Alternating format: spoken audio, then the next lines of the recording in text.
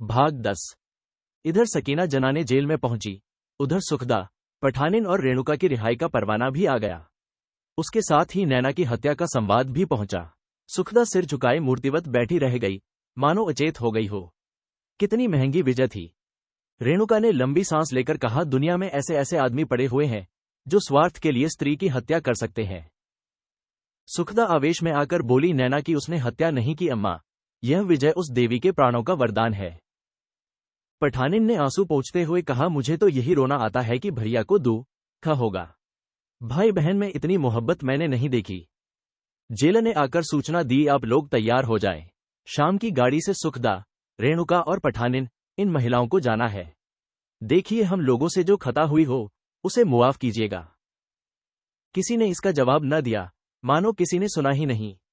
घर जाने में अब आनंद न था। विजय का आनंद भी इस शोक में डूब गया था। सकीना ने सुखदा के कान में कहा, जाने के पहले बाबूजी से मिल लीजिएगा। ये खबर सुनकर न जाने दुश्मनों पर क्या गुजरे, मुझे डर लग रहा है। बालक रेणुकांत सामने सहन में कीचड़ से फिसलकर गिर गया था और पैरों से जमीन को इस शरारत की सजा दे रहा था। साथ ही साथ रोता भी जाता था। सकीना और सुखदा दोनों उसे उठाने दौड़ी और वृक्ष के नीचे खड़ी होकर उसे चुप कराने लगी। सकीना कल सुबह आई थी, पर अब तक सुखदा और उसमें मामूली शिष्टाचार के सिवा और बात न हुई थी। सकीना उससे बातें करते झेपती थी कि कहीं वह गुप्त प्रसंग न उठ खड़ा हो, और सुखदा इस तरह उससे आंखें चुराती थी, मानो अभी उसकी तपस्या उस कलंक को धोने के लिए काफी नहीं हुई। सकीना की सलाह में जो सहृदयता भरी हुई थी, उसने सुखदा को पराभूत कर दिया। बोली, हाँ, विचार तो है, तुम्हारा कोई संदेशा कहना है। सकीना ने आंखों में आंसू भरकर कहा, मैं क्या संदेशा कहूंगी बहूजी, आप इतना ही कह दीजिएगा। नैना देवी चली गई, पर जब तक सकीना जिंदा है आप उसे नैना ही समझते रहिए। सुखदा ने निर्दय मुस्कान के साथ कहा, उनका तो तुमसे दूसरा रिश्ता हो चुका है। सकीना ने जैसे इस वार को काटा, तब उन्हें औरत की जरूरत थी, आज बहन की जरूरत है। सुखदा तीव्र स्वर में बोली, मैं तो तब भी जिंदा थी। सकीना ने देखा, जिस अवसर से वह कांपती रहती थी वह सिर पर आ ही पहुंचा।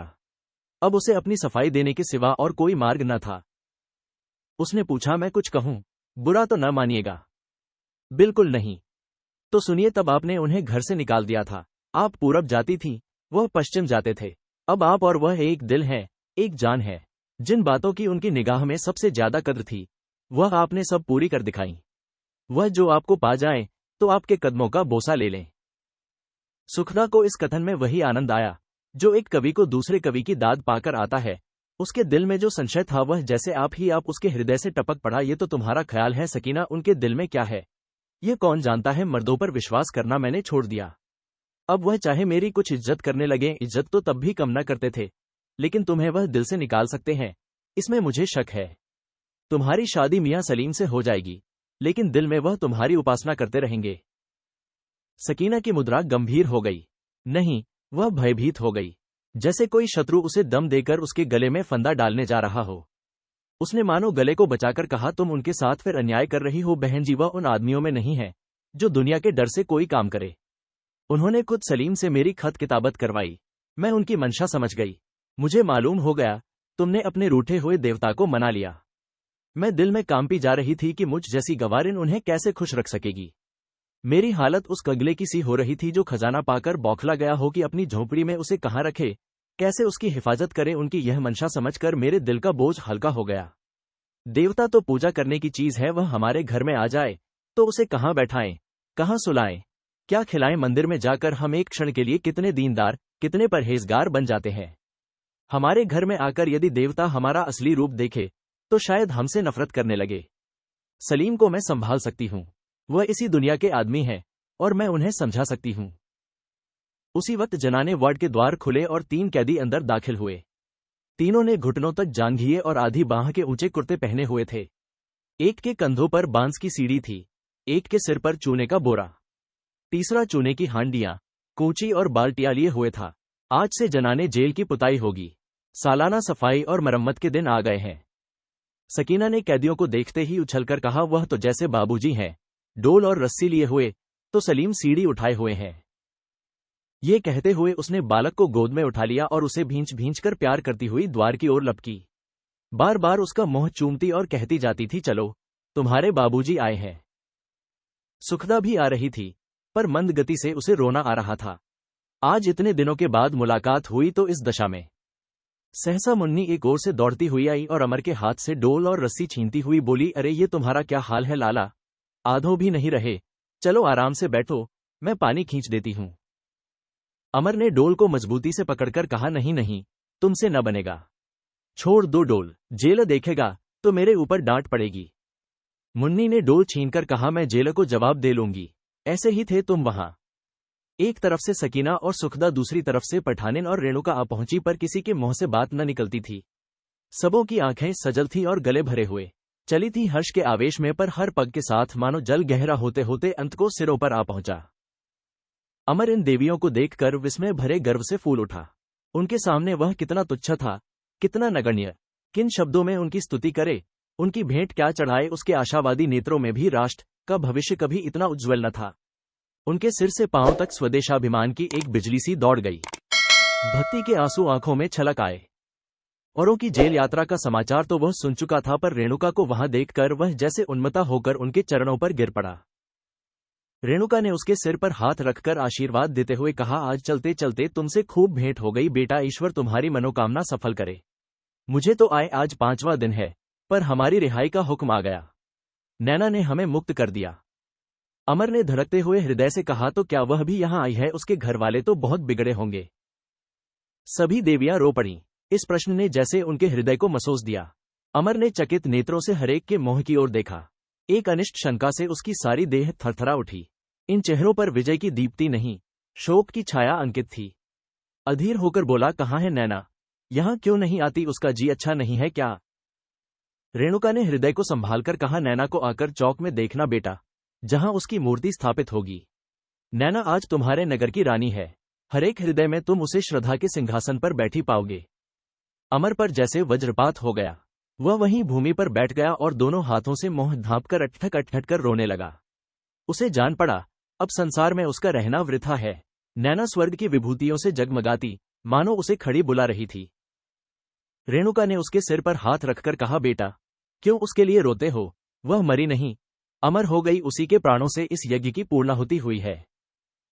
सलीम ने गला साफ करके पूछा, बात क्या हुई? क्या कोई गोली लग गई? रेणुका ने इस भाव का तिरस्कार करके कहा, नहीं भैया, गोली क्या चलती, किसी से लड़ाई थी। जिस वक्त वह मैदान से जुलूस के साथ म्यूनिसिपैलिटी के दफ्तर की ओर चली, तो 1 लाख आदमी से कम न थे। उसी वक्त मनीराम ने आकर उस पर गोली चला दी, वहीं गिर पड़ी, कुछ मुंह से न कह पाई। रात दिन भैया ही में उसके प्राण लगे रहते थे। वह तो स्वर्ग गई, हां, हम लोगों को रोने के लिए छोड़ गई। अमर को ज्यों ज्यों नैना के जीवन की बातें याद आती थीं, उसके मन में जैसे विषाद का एक नया सोता खुल जाता था। हाय, उस देवी के साथ उसने एक भी कर्तव्य का पालन न किया। ये सोच सोचकर उसका जी कचोट उठता था। वह अगर घर छोड़कर न भागा होता, तो लालाजी क्यों उसे लोभी मनीराम के गले बंध देते और क्यों उसका ये करुणाजनक अंत होता। लेकिन सहसा इस शोक सफर में डूबते हुए उसे ईश्वरीय विधान की नौक सी मिल गई। ईश्वरीय प्रेरणा के बिना किसी में सेवा का ऐसा अनुराग कैसे आ सकता है? जीवन का इससे शुभ उपयोग और क्या हो सकता है? गृहस्थी के संचय में, स्वार्थ की उपासना में तो सारी दुनिया मरती है। परोपकार के लिए मरने का सौभाग्य तो संस्कार वालों ही को प्राप्त है। अमर की शोकमग्न आत्मा ने अपने चारों ओर ईश्वरीय दया का चमत्कार देखा, व्यापक, असीम, अनंत। सलीम ने फिर पूछा, बेचारे लालाजी को तो बड़ा रंज हुआ होगा। रेणुका ने गर्व से कहा, वह तो पहले ही गिरफ्तार हो चुके थे बेटा, और शांति कुमार भी। अमर को जान पड़ा, उसकी आंखों की ज्योति दुगुनी हो गई है, उसकी भुजाओं में चौगुन बल आ गया है। उसने वहीं ईश्वर के चरणों में सिर झुका दिया और अब उसकी आंखों से जो मोती गिरे, वह विषाद के नहीं, उल्लास और गर्व के थे। उसके हृदय में ईश्वर की ऐसी निष्ठा का उदय हुआ, मानो वह कुछ नहीं है, जो कुछ है ईश्वर की इच्छा है। जो कुछ करता है वही करता है, वही मंगल मूल और सी यों का दाता है। सकीना और मुन्नी दोनों उसके सामने खड़ी थीं। उनकी छवि को देखकर उसके मन में वासना की जो आंधी सी चलने लगती थी, उसी छवि में आज उसने निर्मल प्रेम के दर्शन पाए, जो आत्मा के विकारों को शांत कर देता है, उसे सत्य के प्रकाश से भर देता है। उसमें लालसा की जगह उत्सग, भोग की जगह तप का संस्कार भर देता है।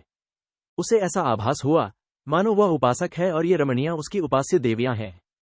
उनके पदर्ज को माथे पर लगाना ही मानो उसके जीवन की सार्थकता है। रेणुका ने बालक को सकीना की गोद से लेकर अमर की ओर उठाते हुए कहा, यही तेरे बाबूजी हैं बेटा, इनके पास जा। बालक ने अमरकांत का वह कैदियों का बाना देखा, तो चिल्लाकर रेणुका से चिपट गया, फिर उसकी गोद में मुंह छिपाए कनखियों से उसे देखने लगा। मानो मेल तो करना चाहता है, पर भय तो ये है कि कहीं ये सिपाही उसे पकड़ न लें, क्योंकि इस भेस के आदमी को अपना बाबूजी समझने में उसके मन को संदेह हो रहा था। सुखदा को बालक पर क्रोध आया। कितना डरपोक है, मानो इसे वह खा जाते। इच्छा हो रही थी कि यह भीड़ टल जाए तो एकांत में अमर से मन की 2-4 बातें कर ले, फिर न जाने कब भेंट हो। अमर ने सुखदा की ओर ताकते हुए कहा, आप लोग इस मैदान में भी हमसे बाजी ले गईं। आप लोगों ने जिस काम का बीड़ा उठाया उसे पूरा कर दिखाया। हम तो अभी जहां खड़े थे वहीं खड़े हैं। सफलता के दर्शन होंगे भी या नहीं, कौन जाने। जो थोड़ा बहुत आंदोलन यहां हुआ है उसका गौरव भी मुन्नी बहन और सकीना बहन को है। इन दोनों बहनों के हृदय में देश के लिए जो अनुराग और कर्तव्य के लिए जो उत्सुक है, उसने हमारा मस्तक ऊंचा कर दिया। सुखदा ने जो कुछ किया वह तो आप लोग मुझसे ज्यादा जानती हैं। आज लगभग 3 साल हुए मैं विद्रोह करके घर से भागा था। मैं समझता था इनके साथ मेरा जीवन नष्ट हो जाएगा, पर आज मैं इनके चरणों की धूल माथे पर लगाकर अपने को धन्य समझूंगा। मैं सभी माताओं और बहनों के सामने उनसे क्षमा मांगता हूं। सलीम ने मुस्कुराकर कहा, यूं जबानी नहीं, कान पकड़कर 1,00,000 मर्तबा उठो बैठो। अमर ने कनखियों से देखा और बोला, अब तुम मैजिस्ट्रेट नहीं हो भाई, भूलो मत। ऐसी सजाएं अब नहीं दे सकते।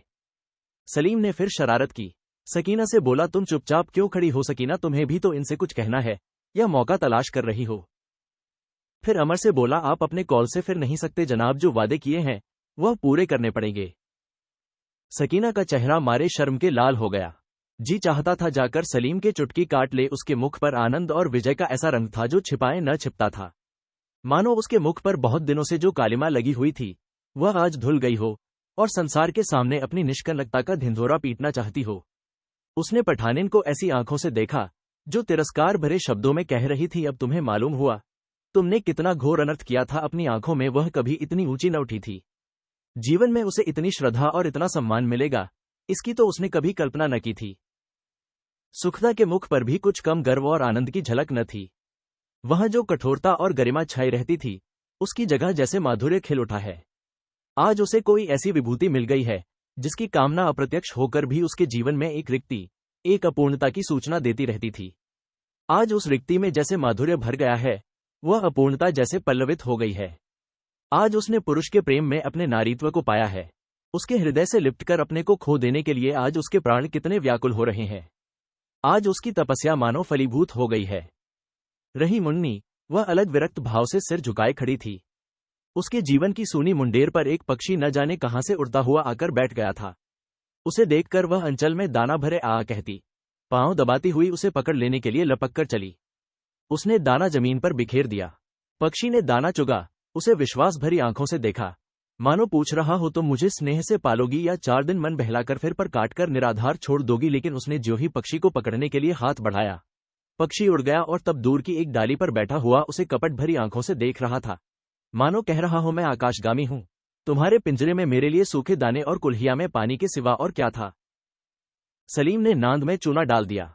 सकीना और मुन्नी ने एक एक डोल उठा लिया और पानी खींचने चली। अमर ने कहा, बाल्टी मुझे दे दो, मैं भरे लाता हूं। मुन्नी बोली, तुम पानी भरोगे और हम बैठे देखेंगे। अमर ने हंसकर कहा, और क्या, तुम पानी भरोगी और मैं तमाशा देखूंगा। मुन्नी बाल्टी लेकर भागी। सकीना भी उसके पीछे दौड़ी। रेणुका जमाई के लिए कुछ जलपान बना लाने चली गई थी। यहां जेल में बेचारे को रोटी दाल के सिवा और क्या मिलता है। वह चाहती थी सैकड़ों चीजें बनाकर विधिपूर्वक जमाई को खिलाएं। जेल में भी रेणुका को घर के सभी सुख प्राप्त थे। लेडी जेलर, चौकीदारिने और अन्य कर्मचारी सभी उनके गुलाम थे। पठानिन खड़ी खड़ी थक जाने के कारण जाकर लेट रही थी। मुन्नी और सकीना पानी भरने चली गईं। सलीम को भी सकीना से बहुत सी बातें कहनी थीं। वह भी बम्बे की तरफ चला। यहां केवल अमर और सुखदा रह गए। अमर ने सुखदा के समीप आकर बालक को गले लगाते हुए कहा, ये जेल तो मेरे लिए स्वर्ग हो गया। सुखदा जितनी तपस्या की थी उससे कहीं बढ़कर वरदान पाया। अगर हृदय दिखाना संभव होता तो दिखाता कि मुझे तुम्हारी कितनी याद आती थी। बार बार अपनी गलतियों पर पछताता था। सुखदा ने बात काटी, अच्छा, अब तुमने बातें बनाने की कला भी सीख ली। तुम्हारे हृदय का हाल कुछ मुझे भी मालूम है। उसमें नीचे से ऊपर तक क्रोध ही क्रोध है, क्षमा या दया का कहीं नाम भी नहीं।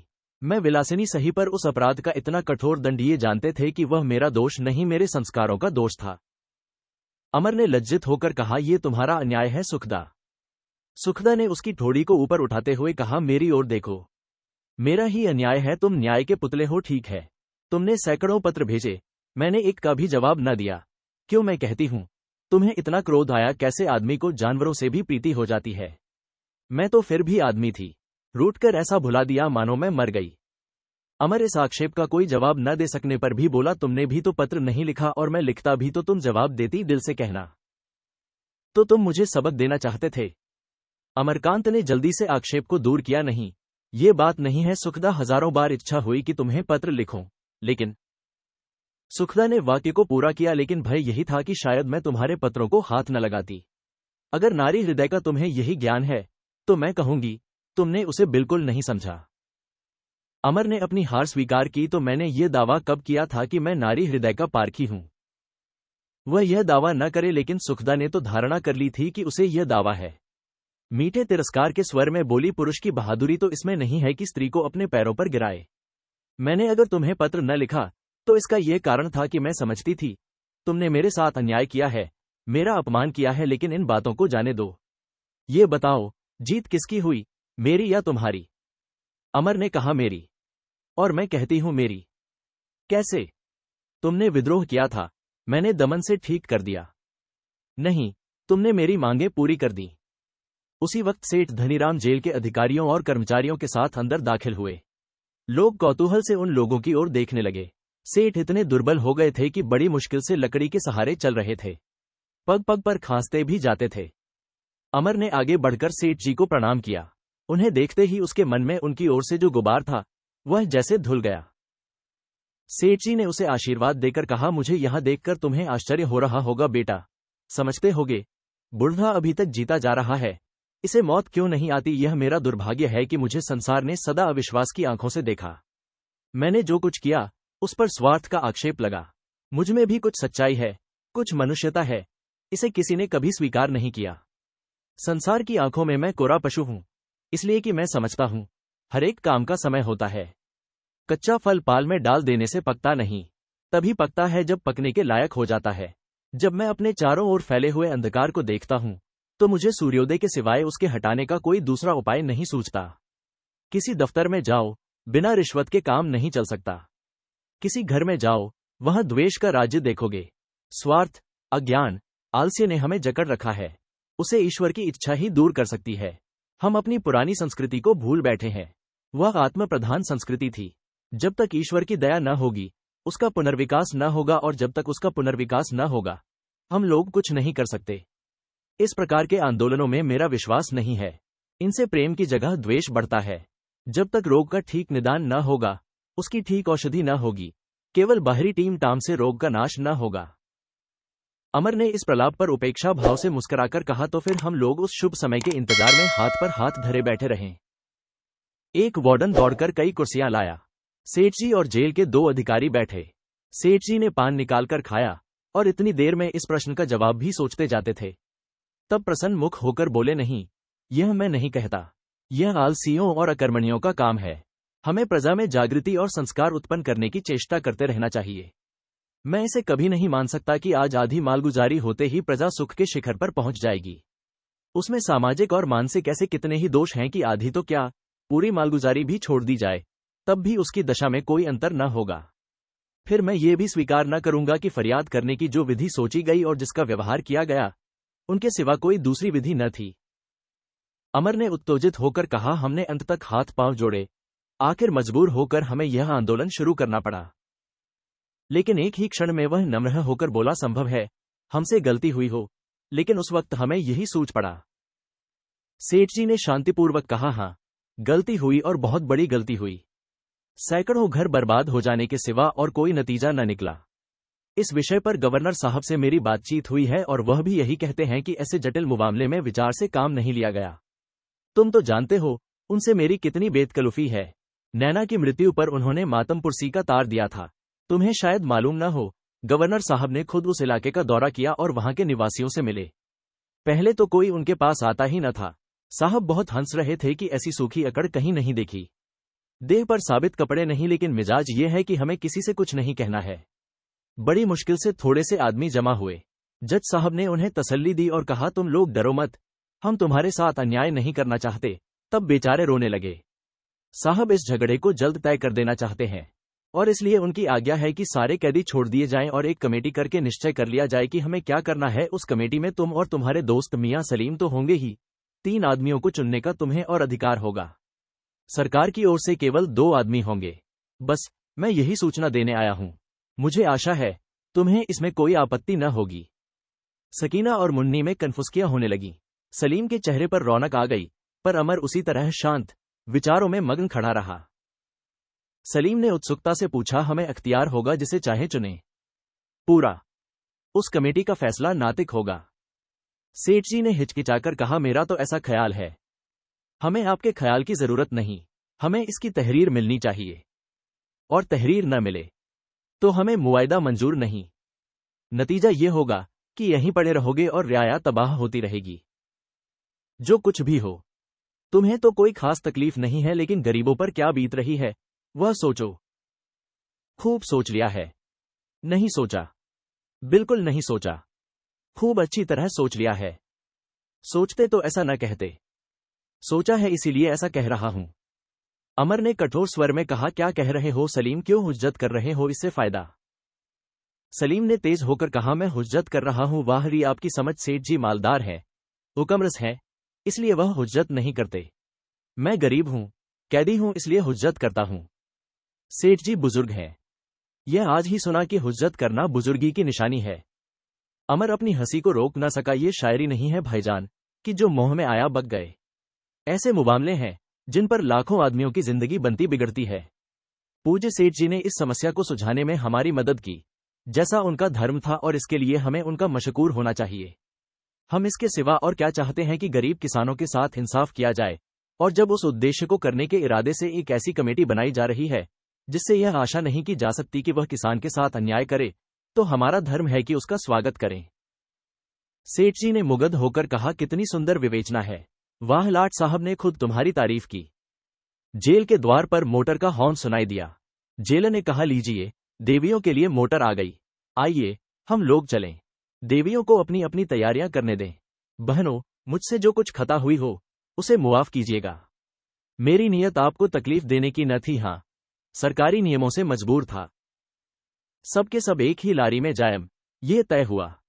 रेणुका देवी का आग्रह था। महिलाएं अपनी तैयारियां करने लगीं। अमर और सलीम के कपड़े भी यहीं मंगवा लिए गए। आधों घंटे में सबके सब जेल से निकले। सहसा एक दूसरी मोटर आ पहुंची और उस पर से लाला समरकांत, हाफिज हलीम, डॉक्टर शांति कुमार और स्वामी आत्मानंद उतर पड़े। अमर दौड़कर पिता के चरणों पर गिर पड़ा। पिता के प्रति आज उसके हृदय में असीम श्रद्धा थी। नैना मानो आंखों में आंसू भरे उससे कह रही थी, भैया, दादा को कभी दुखी न करना। उनकी रीति नीति तुम्हें बुरी भी लगे तो भी मोह मत खोलना। वह उनके चरणों को आंसुओं से धो रहा था और सेठ जी उसके ऊपर मोतियों की वर्षा कर रहे थे। सलीम भी पिता के गले से लिपट गया। हाफिज जी ने आशीर्वाद देकर कहा, खुदा का लाख लाख शुक्र है कि तुम्हारी कुर्बानियां सफल हुईं। कहाँ है सकीना? उसे भी देखकर कलेजा ठंडा कर लूं। सकीना सिर झुकाए आई और उन्हें सलाम करके खड़ी हो गई। हाफिज जी ने उसे एक नजर देखकर समरकांत से कहा, सलीम का इंतखाब तो बुरा नहीं मालूम होता। समरकांत मुस्कुराकर बोले, सूरत के साथ दहेज में देवियों के जौहर भी हैं। आनंद के अवसर पर हम अपने दुखों को भूल जाते हैं। हाफिज जी को सलीम के सिविल सर्विस से अलग होने का, समरकांत को नैना की मृत्यु का और सेठ धनीराम को पुत्र शोक का रंज कुछ कम न था। पर इस समय सभी प्रसन्न थे। किसी संग्राम में विजय पाने के बाद योद्धागण मरने वाले के नाम को रोने नहीं बैठते। उस वक्त तो सभी उत्सव मनाते हैं, शादियाने बजते हैं, महफिलें जमती हैं, बधाइयां दी जाती हैं। रोने के लिए हम एकांत ढूंढते हैं, हंसने के लिए अनेकांत। सब प्रसन्न थे, केवल अमरकांत मन मारे हुए उदास था। सब लोग स्टेशन पर पहुंचे तो सुखदा ने उससे पूछा, तुम उदास क्यों हो? अमर ने जैसे जाफक कहा, मैं उदास तो नहीं हूं। उदासी भी कहीं छिपाने से छिपती है। अमर ने गंभीर स्वर में कहा, उदास नहीं हूं, केवल ये सोच रहा हूं कि मेरे हाथों इतनी जान माल की क्षति अकारण ही हुई। जिस नीति से अब काम लिया गया, क्या उसी नीति से तब काम न लिया जा सकता था? उस जिम्मेदारी का भार मुझे दबाए डालता है। सुखदा ने शांत कोमल स्वर में कहा, मैं तो समझती हूं जो कुछ हुआ अच्छा ही हुआ। जो काम अच्छी नीयत से किया जाता है वह ईश्वरार्थ होता है। नतीजा कुछ भी हो, यज्ञ का अगर कुछ फल न मिले तो यज्ञ का पुण्य तो मिलता ही है, लेकिन मैं तो इस निर्णय को विजय समझती हूं। ऐसी विजय तो अभूतपूर्व है। हमें जो कुछ बलिदान करना पड़ा, वो उस जागृति के देखते हुए कुछ भी नहीं है, जो जनता में अंकुरित हो गई है। क्या तुम समझते हो, इन बलिदानों के बिना ये जागृति आ सकती थी, और क्या इस जागृति के बिना ये समझौता हो सकता था? मुझे इसमें ईश्वर का हाथ साफ नजर आ रहा है। अमर ने श्रद्धा भरी आंखों से सुखदा को देखा। उसे ऐसा जान पड़ा कि स्वयं ईश्वर इसके मन में बैठे बोल रहे हैं। वह क्षोभ और ग्लानि निष्ठा के रूप में प्रज्वलित हो उठी, जैसे कूड़े करकट का ढेर आग की चिंगारी पड़ते ही तेज और प्रकाश की राशि बन जाता है। ऐसी प्रकाशमय शांति उसे कभी न मिली थी। उसने प्रेम से गदगद कंठ से कहा, सुखदा, तुम वास्तव में मेरे जीवन का दीपक हो। उसी वक्त लाला समरकांत बालक को कंधों पर बिठाए हुए आकर बोले, अभी तो काशी ही चलने का विचार है न? अमर ने कहा, मुझे तो अभी हरिद्वार जाना है। सुखदा बोली, तो सब वहीं चलेंगे। अमरकांत ने कुछ हताश होकर कहा, अच्छी बात है, तो जरा मैं बाजार से सलोनी के लिए साड़ियां लेता आऊं। सुखदा ने मुस्कुराकर कहा, सलोनी के लिए ही क्यों, मुन्नी भी तो है। मुन्नी इधर ही आ रही थी। अपना नाम सुनकर जिज्ञासा भाव से बोली, क्या मुझे कुछ कहती हो बहू जी? सुखदा ने उसकी गर्दन में हाथ डालकर कहा, मैं कह रही थी कि अब मुन्नी देवी भी हमारे साथ काशी रहेंगी। मुन्नी ने चौंक कर कहा, तो क्या तुम लोग काशी जा रहे हो? सुखदा हंसी, और तुमने क्या समझा था? मैं तो अपने गांव जाऊंगी। हमारे साथ न रहोगी? तो क्या लाला भी काशी जा रहे हैं? और क्या तुम्हारी क्या इच्छा है? मुन्नी का मुंह लटक गया। कुछ नहीं, यूं ही पूछती थी। अमर ने उसे आश्वासन दिया, नहीं मुन्नी, ये तुम्हें चिढ़ा रही है। हम सब हरिद्वार चल रहे हैं। मुन्नी खिल उठी। तब तो बड़ा आनंद आएगा। सलोनी काकी मूसलों ढोल बजाएगी। अमर ने पूछा, अच्छा, तुम इस फैसले का मतलब समझ गई? समझी क्यों नहीं, 5 आदमियों की कमेटी बनेगी। वह जो कुछ करेगी उसे सरकार मान लेगी। तुम और सलीम दोनों कमेटी में रहोगे। इससे अच्छा और क्या होगा? बाकी 3 आदमियों को भी हम ही चुनेंगे। तब तो और भी अच्छा हुआ। गवर्नर साहब की सज्जनता और सहृदयता है, तो लोग उन्हें व्यर्थ बदनाम कर रहे थे। बिल्कुल व्यर्थ। इतने दिनों के बाद हम फिर अपने गांव में पहुंचेंगे, और लोग भी छूट आए होंगे। आशा है जो न आए होंगे उनके लिए लिखा पढ़ी करेंगे। अच्छा, उन 3 आदमियों में कौन कौन रहेगा? और कोई रहे या न रहे, तुम अवश्य रहोगी। देखती हो बहू जी, यह मुझे इसी तरह छेड़ा करते हैं। ये कहते कहते उसने मुंह फेर लिया। आंखों में आंसू भर आए थे।